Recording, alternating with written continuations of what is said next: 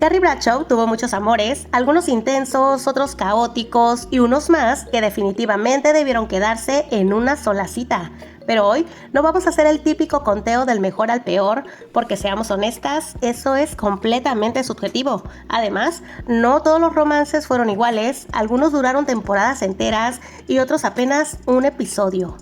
Así que realmente nunca tuvimos el mismo nivel de historia con todos como para compararlos de forma justa. Por eso, en este video, vamos a hacer algo diferente. Vamos a recordar cada uno de estos romances por lo que realmente fueron en la vida de Carrie, lo que le enseñaron, lo que le movieron y por qué de una forma u otra dejaron huella. Sé que a lo largo de las 6 temporadas de la serie, Carrie tuvo muchos galanes, pero aquí haremos el conteo de solo 16 y empezaremos con Bob Weisel. El chico que parece que cumple con todo. Es escritor, es interesante, tiene esta vibra intelectual pero relajada y además su familia es su carta fuerte, porque de verdad es encantadora. La dinámica que tienen, lo abiertos que son, pero sobre todo su mamá que conecta con Carrie rapidísimo. Y aquí es donde todo empieza a sentirse medio raro, porque sí, todo está muy bien, pero con él no tanto. El problema aparece en la intimidad. Carrie incluso lo describe como un escritor de cuentos cortos y con eso te dice todo. Ella intenta hablarlo, intenta poner el tema sobre la mesa, pero él no quiere, se cierra, lo evita y de ahí pues ya no hay mucho que hacer. Obviamente la relación no da para más y Carrie no solo se despide de él, también de su familia, pero la verdad parece que la ruptura que más le dolió fue con la mamá del susodicho. Ben es de esos hombres que de entrada dices, ok, demasiado bueno para ser real. Carrie lo conoce en un parque, empiezan a platicar de citas raras, conectan fácil, sin presión, sin drama, todo fluye. Y justo por eso, a Carrie le empieza a hacer ruido, porque no le encuentran nada raro, nada malo, y para ella eso es muy sospechoso. Entonces empieza a hacerse ideas, como que nadie puede ser así de normal, así de tranquilo, así de bien, y en lugar de disfrutarlo, empieza a buscarle algo, hasta que cruza una línea. Luego de que él la deja sola en su departamento, empieza a revisar sus cosas, literal, buscando pruebas de que algo está mal con él. Y como era de suponerse, él la encuentra. Y ahí se rompe todo, porque aquí lo fuerte no es que él la deje, es que Carrie se da cuenta de algo de ella misma, de ese miedo que tiene, de cómo cuando algo parece estar bien, ella misma lo arruina y lo dice tal cual. Ese fue el momento en el que se enfrentó a su propio monstruo. Kate Travers. Kate aparece cuando Carrie viaja a Los Ángeles. Se conocen en una fiesta después del estreno de una película de Hollywood y desde el inicio él se muestra como alguien que lo tiene todo. Habla de su trabajo, de su dinero, de su estilo de vida y claramente proyecta esta imagen de éxito de alguien que pertenece a ese mundo. Y Carrie por un momento entra en esa dinámica, empieza a acompañarlo, a moverse en ese ambiente y todo parece encajar con esta idea de una vida más glamorosa, más exclusiva. Pero al final del episodio todo se viene abajo, porque los encuentran en la cama en la casa de una actriz que él había hecho pasar como suya. Y ahí ya no hay mucho que explicar. Kate es solo un asistente y Carrie simplemente se aleja dejando su dignidad en Los Ángeles y lo que queda es esa sensación de que todo lo que parecía tan impresionante al inicio en realidad nunca fue suyo. Seth Robinson. Seth aparece en un momento muy específico en la vida de Carrie. Después de tanto hablar de Vic, sus amigas prácticamente la empujan a ir a terapia y es justo ahí, en la sala de espera, donde lo conoce. Platican, conectan, empiezan a salir y terminan acostándose. Pero después de eso viene la parte incómoda porque él le confiesa que está en terapia por una razón muy clara. Cada vez que se acuesta con una mujer, pierde completamente el interés. Así, sin más. Y claro, Carrie se queda impactada, pero lo interesante es que ella también le responde algo igual de fuerte, que ella está en terapia porque siempre termina eligiendo a los hombres equivocados. Más allá de Seth, lo que queda es esa sensación de que ambos están repitiendo algo, de que ninguno está realmente listo para construir algo distinto. Y sí, también queda esa idea de que tal vez él debió haber dicho eso antes de involucrarse con ella, pero al final lo que más pesa no es lo que él hizo, sino lo que eso le hizo ver a Carrie sobre ella misma. Patrick Casey. Patrick aparece como alguien que desde el inicio pone las cosas claras. Está en recuperación, lleva un tiempo sobrio y su padrino le ha recomendado no involucrarse en relaciones. O sea, él sabe en qué momento de su vida está, pero Carrie decide ignorar eso. Empiezan a salir, se involucran y poco a poco ella va empujando la relación como queriendo que avance más rápido de lo que debiera. Y ahí es donde todo se empieza a desacomodar, porque Patrick no está listo, y eso ya lo había dicho desde el principio, pero al cruzar esa línea termina recayendo, aparece borracho, fuera de control y todo se vuelve un desastre. Y aquí lo malo no fue solo que Carrie eligiera mal, fue que ignoró un límite que ya estaba puesto y cuando se da cuenta de hasta dónde llegó todo, decide alejarse, dejando a Patrick sumido en la desesperación y nuevamente en el vicio. Jeremy es ese tipo de historia que empieza desde la nostalgia, un amor de la secundaria, alguien que en su momento fue importante y que años después vuelve a aparecer. Y claro, cuando lo vuelve a ver, Carrie se sorprende, porque él sigue siendo encantador, atractivo, como si el tiempo no hubiera pasado del todo, y por un momento todo se siente como una segunda oportunidad, como esta idea de ¿y si ahora sí funciona? Pero la realidad es otra. Jeremy está en una institución psiquiátrica atravesando un proceso personal complicado y aunque sigue teniendo esa esencia que a Carrie le gustaba, ya no está en el mismo lugar que ella. Ya no es la misma historia y ahí es donde Carrie entiende algo importante, que no todo lo que fue bonito en el pasado tiene lugar en el presente. A veces lo mejor que puedes hacer es dejarlo exactamente donde estaba. Sean es el tipo que ya se quería casar, pero no como idea a futuro, sino como objetivo inmediato. Él está buscando desesperadamente una compañera y Carrie desde el inicio sabe que no es su tipo, sabe que no está en ese lugar, pero aún así decide salir con él. Y todo se vuelve más claro cuando él organiza una reunión en su casa. Carrie llega y se da cuenta de que no es una reunión cualquiera. Está llena de parejas casadas y todas le hablan maravillas de él, como si de alguna forma la estuvieran convenciendo.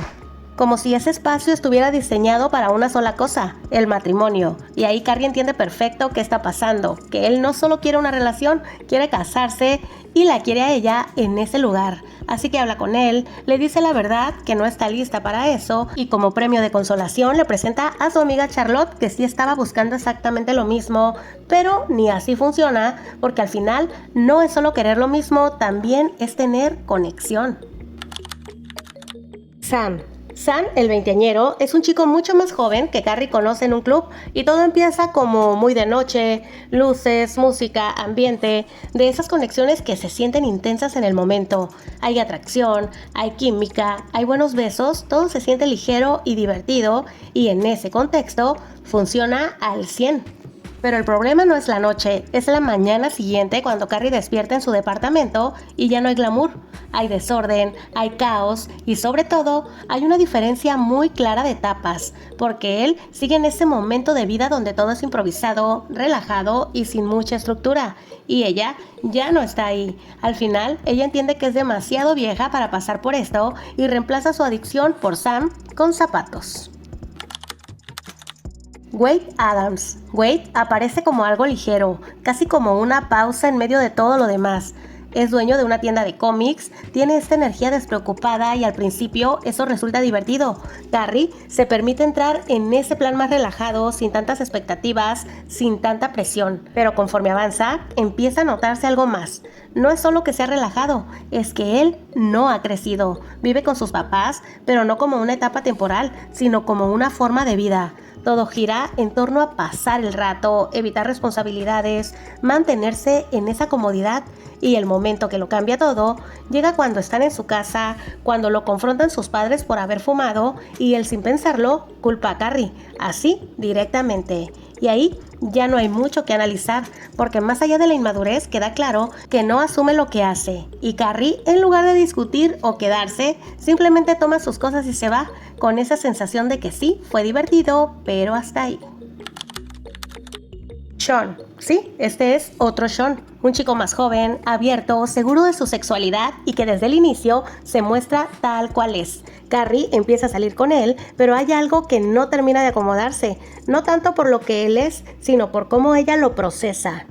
Luego de que él le confiese que es bisexual, Carrie empieza a hacerle preguntas constantes, como que si se siente más atraído por hombres o por mujeres, como si necesitara encasillarlo para poder entenderlo. Incluso llega a ese punto incómodo de preguntarle si besa mejor que un hombre, y ahí ya no es curiosidad, es incomodidad y es raro, porque estamos hablando de Carrie, una columnista de sexo, una mujer que se supone abierta, moderna y aún así se espanta. Y es que Carrie aquí se deja ver muy incongruente, no termina de sostener esa imagen que ella misma proyecta, la situación termina de escalar en la fiesta a la que él la invita, un ambiente mucho más libre donde las reglas son otras, pero Carrie no logra entrar ahí, participa pero no está cómoda, observa pero no conecta y al final simplemente se va y lo deja ahí.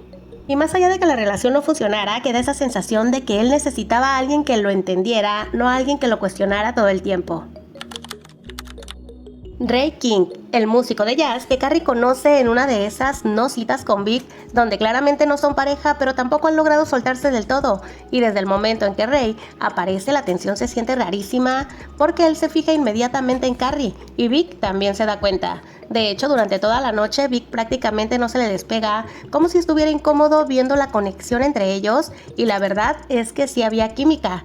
Cuando Carrie sale con Ray, ya sin Vic, todo se vuelve muchísimo más intenso, hay atracción, hay pasión y hay conexión física muy fuerte, pero fuera de eso no tenían mucho en común. Ray vivía completamente obsesionado con la música. Para él, todo era jazz, todo giraba alrededor de eso y al principio Carrie lo encuentra interesante, pero después empieza a cansarse. Porque él podía pasar horas hablando de música sin realmente ponerle atención a ella, y ahí es donde Carrie empieza a frustrarse, porque sí, le gustaba muchísimo, pero también sentía que no había una conexión real fuera de la atracción. Al final, ella prácticamente termina describiéndolo con un chico con déficit de atención, y después de eso nunca volvemos a saber de él. Y honestamente, Ray termina sintiéndose como uno de esos romances muy intensos en el momento, pero que fuera de la química no tenían mucho hacia dónde crecer. Bill Kelly, que honestamente sí se sentía diferente a los otros hombres con los que Carrie había salido, era político, era encantador, era seguro de sí mismo y desde el inicio tenían mucha química. Carrie incluso empieza a entrar en este mundo más elegante, más estructurado, eventos, campañas, todo mucho más serio de lo normal para ella, y por un momento parece que la relación realmente va bien, hasta que surge un detallito. Resulta que a Bill le apetece una fantasía con la que Carrie no se siente nada cómoda, y aquí algo que me gusta es que ella no finge, no intenta convencerse solo para agradarle, le dice claramente que eso no es para ella, pero lo peor viene después y resulta irónico, porque él le cuenta que las personas de su campaña habían leído su columna y que no les parecía buena idea que él saliera con una escritora que hablara tanto de sexo, así o más doble moral el tipo. Porque estamos hablando de un hombre que literalmente le estaba pidiendo algo bastante extremo en la intimidad, pero que al mismo tiempo se preocupaba por la imagen pública de ella. Obviamente, este fue el fin de la relación. Carrie no pudo con tanta incongruencia y para desquitarse hasta escribió una columna sobre esto, pero decidió ser políticamente correcta y no mencionar el nombre del político en cuestión. Jack Berger. Creo que de todos los hombres de la serie, él era el más parecido a Carrie, los dos escritores, los dos sarcásticos, los dos neuróticos. Y justo por eso, al inicio funcionan súper bien, tienen conversaciones rápidas, mucha química, el mismo humor, de esas relaciones donde parece que por fin alguien habla tu mismo idioma. Pero poco a poco todo empieza a romperse porque Berger carga muchas inseguridades y el problema es que Carrie llega a su vida justo en un momento donde a ella le está yendo increíble, mientras él está completamente frustrado con su carrera y él no sabe manejar eso.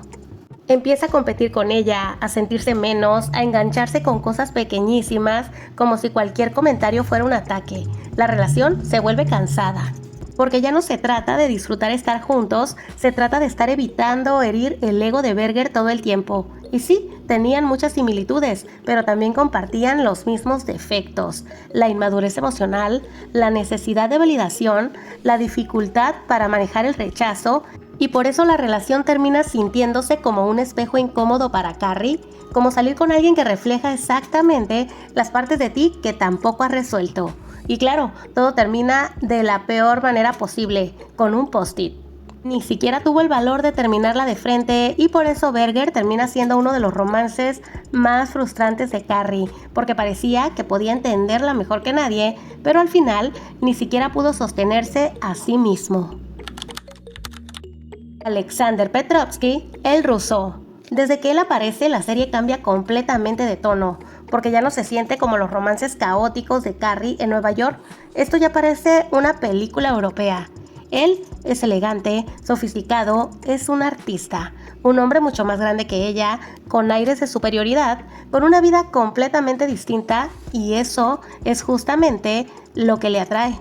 Petrovsky le muestra a Carrie otro mundo, restaurantes, arte, lugares que ni ella conocía viviendo en Nueva York, y ella se deja envolver por todo eso, porque con él todo se siente intenso pero también adulto. El problema es que mientras él sí le muestra su mundo, nunca parece realmente interesado en entrar al de ella, y poco a poco eso empieza a pesar muchísimo. Porque Petrovsky tiene esta personalidad muy absorbente, muy de todo gira alrededor de mí, de mi trabajo, de mis tiempos, y Carrie empieza a quedarse sola incluso estando con él, sobre todo cuando se mudan a París, porque mientras ella deja toda su vida atrás por acompañarlo, él sigue completamente enfocado en su trabajo. La deja esperando, la deja sola, cancela planes, y Carrie empieza a darse cuenta de algo muy triste. Está viviendo en París, pero se siente más sola que nunca. Y aunque él intenta compensarlo con gestos románticos enormes, eso ya no alcanza. Porque una cosa es que alguien te deslumbre y otra muy distinta es sentirse realmente acompañada. Aidan Chow. Creo que Aidan es el hombre con el que más personas querían ver a Carrie al final, porque Aidan sí era bueno con ella, era cariñoso, paciente, estable, de esos hombres que sí te hacen sentir querida y segura. Y justo por eso, la relación se siente tan distinta a todas las demás, porque mientras Vic siempre la tenía confundida, Aidan era claro. Él sí quería estar con ella, sí quería construir algo real, sí quería compromiso, pero ahí también estaba el problema, porque Carrie, aunque lo quería, nunca terminaba de sentirse cómoda con esa estabilidad. Ella se sentía asfixiada, y eso termina explotando cuando le pone el cuerno con Vic, que honestamente fue devastador porque Aidan realmente confiaba en ella, y cuando vuelve tiempo después, él intenta perdonarla, le vuelve a abrir la puerta, vuelven a enamorarse, pero ya no es igual, porque aunque él la ama, también está herido y eso se nota. A veces intenta castigarla un poco por lo que pasó, a veces se vuelve inseguro, como si nunca hubiera podido recuperarse del todo de la traición, pero aún así sigue siendo alguien que intenta quedarse. Y eso es lo que hace tan triste esta relación, que en teoría Aidan representaba todo lo que Carrie decía querer: estabilidad, tranquilidad, amor real, pero al final ella no podía sostenerlo porque estaba en lugares completamente distintos de su vida. Ella quería construir algo definitivo y Carrie seguía llena de dudas. Mr. Vic, el señor Vic, el hombre que prácticamente define toda la historia de Carrie Bradshaw. Que desde el primer episodio, desde ese momento en el que se le caen los preservativos de la bolsa en la calle y él la ayuda, la dinámica entre ellos queda clarísima. Atracción inmediata, interés, pero también incertidumbre, y eso nunca cambia. Vic siempre fue ese hombre imposible de descifrar, guapo, elegante, seguro de sí mismo, pero emocionalmente lejano.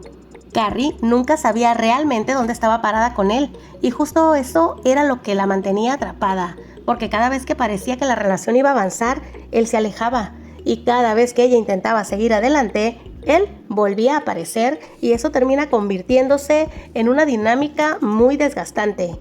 Carrie vive constantemente esperando señales, interpretando actitudes, intentando entender qué siente Vic realmente. Mientras él parece cómodo manteniéndolo todo en una zona ambigua, y aún así, la química entre ellos era innegable. Porque más allá de todo lo tóxica que podía llegar a ser esa relación, había algo entre ellos que nunca terminaba de romperse.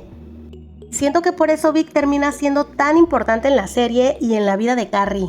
No porque haya sido el mejor hombre para ella, porque claramente muchas veces no lo fue, sino porque fue el hombre que más la marcó, el que más alimentó sus inseguridades, sus idealizaciones, su obsesión con el amor complicado, y al final Carrie siempre terminaba regresando a él, como si Vic representara exactamente eso que nunca podía terminar de resolver dentro de ella. Y al final, Carrie no fue eligiendo al mejor hombre, fue eligiendo desde lo que ella estaba sintiendo en cada etapa de su vida, porque con algunos buscaba intensidad, con otros estabilidad, y muchas veces, cuando por fin tenía enfrente algo que parecía sano, era ella misma quien terminaba alejándose.